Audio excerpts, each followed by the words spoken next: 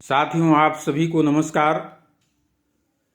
आज हम बात करेंगे धनबाद में लगातार बहुमंजिली इमारतों में अग्निकांड की। साथियों, महंगी व गगनचुंबी अट्टालिकाओं के नियमों की अनदेखी, जान हुई सस्ती, इसी पर आज हम चर्चा करेंगे और महत्वपूर्ण जानकारी आप तक पहुंचाने का करेंगे काम। साथियों, शहर में खड़े हुए कंक्रीट के जंगल, सुख सुविधा के मायाजाल रच रहे मौत की कहानी, शहर की बहुमंजिली इमारत की कहानी। साथियों, झारखंड राज्य अलग होने के बाद से ही धनबाद में रियल एस्टेट का कारोबार तेजी से बढ़ा।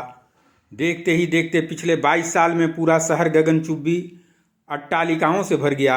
आधुनिक व्यंग की भाषा में लोग इसे कंक्रीट का जंगल कहते हैं। मुख्य सड़क से लेकर गली मुहल्लों में बहुमंजिली इमारतें खड़ी हो गई, भवन बनते गए, मगर कानून नियमों को ठेंगा भी दिखाया जाता रहा। Municipal act, Jharkhand real estate regulatory authority यानी रेरा आदि नियमों की अनदेखी या अपने अनुकूल तोड़ मरोड़ कर ऐसा माया जाल रचा गया कि अब उससे निकलने की छटपटाहट भी काम नहीं आ रही। नियमों की उपेक्षा के साथ प्रकृति से भी खिलवाड़ किया गया। धनबाद नगर पालिका, झमाडा और अब निगम के अधिकारी बिल्डरों को एनओसी देने से लेकर नक्शा पास करने का काम करते रहे। क्यों और कैसे, इन सवालों के जवाब में जैसे तैसे भवन बनते रहे। उन भवनों में सुख सुविधाएं भी पहुंच गई, परंतु प्रकृति की उपेक्षा कर कौन सुखी रह सकता है।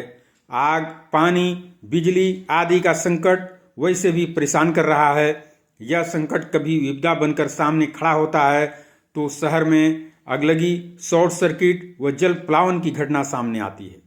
मगर नियमों की उपेक्षा करने के कारण सारे उपाय धरे के धरे रह जाते हैं। लोग काल के गाल में समा रहे हैं। इधर उन्हें बचाने में सरकारी मिशनरियां भी फेल साबित हो रही हैं। आशीर्वाद टावर की बिल्डिंग में अगलगी ने खोली सभी की आंखें। मंगलवार 31 जनवरी की शाम जोड़ा फाटक रोड स्थित आशीर्वाद टावर में आग लगी की घटना कई सवाल छोड़ गई। निगम के जानकारों की माने तो इस बिल्डिंग का नक्शा झमाडा ने 2012 में पास किया, वह 2015 में रेन्यूअल भी किया। उस समय रेरा कानून नहीं आया था।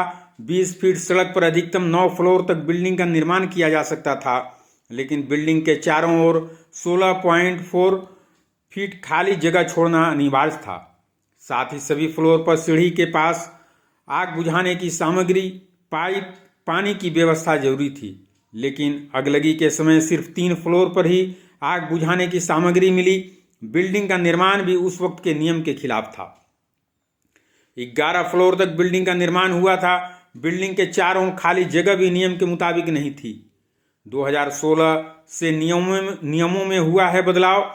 वर्ष 2016 में Jharkhand real estate regulatory authority यानी रेरा कानून बना। तब से अब तक शहर में बहुमंजिली इमारतों का नक्शा सड़कों की चौड़ाई के हिसाब से पास होता है। नक्शे की स्वीकृति नगर प्रशासक देते हैं।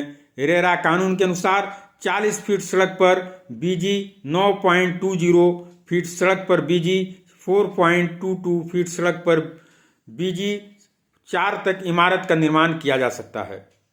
बिल्डिंग के चारों ओर 20-20 फीट खाली जगह छोड़ना अनिवार्य है। साथ ही पार्क के अलावा हर फ्लोर पर आग बुझाने की सामग्री, पानी की व्यवस्था, फायर वायर, आपातकालीन रास्ते का होना भी जरूरी है। लेकिन इन नियमों का पालन ठीक ढंग से नहीं होता है। निगम के अधिकारी नियमों की अनदेखी कर नक्शा की अनुमति प्रदान कर देते हैं। इतना ही नहीं, किसी इमारत की रूटीन जांच भी नहीं होती है। पहले से नियम के विरुद्ध बने भवनों की जांच करना भी निगम के अधिकारी जरूरी नहीं समझते हैं। फायर मॉक ड्रिल भी नहीं होता है। झमाडा एमडी और निबंधक की कार्यशैली पर उठा चुके हैं सवाल। वर्ष 2010 में झमाडा एमडी ने महानिरीक्षक निबंधन को पत्र देकर अपार्टमेंट के निर्माण पर सवाल उठाया था। उन्होंने कहा था कि झारखंड अपार्टमेंट अधिनियम 2005 के नियमों का पालन नहीं हो रहा है। अपार्टमेंट की बिक्री निबंधन से पूर्व सक्षम पदाधिकारी से एनओसी नहीं लिया जा रहा है।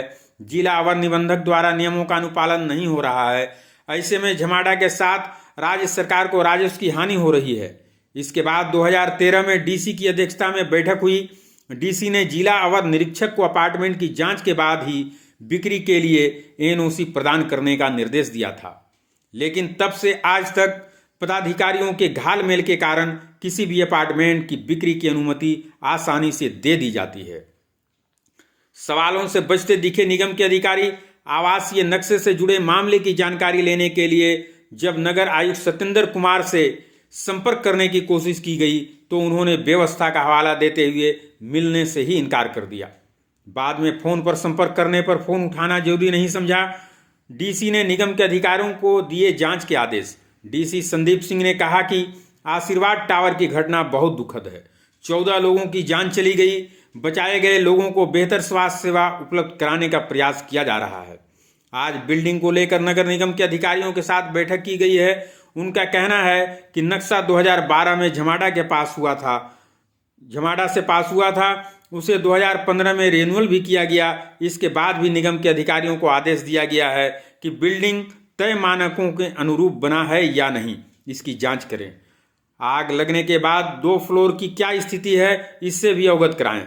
शहर के अन्य स्थानों पर भी बनी बहुमंजिली इमारतों की जांच के आदेश दिए गए हैं।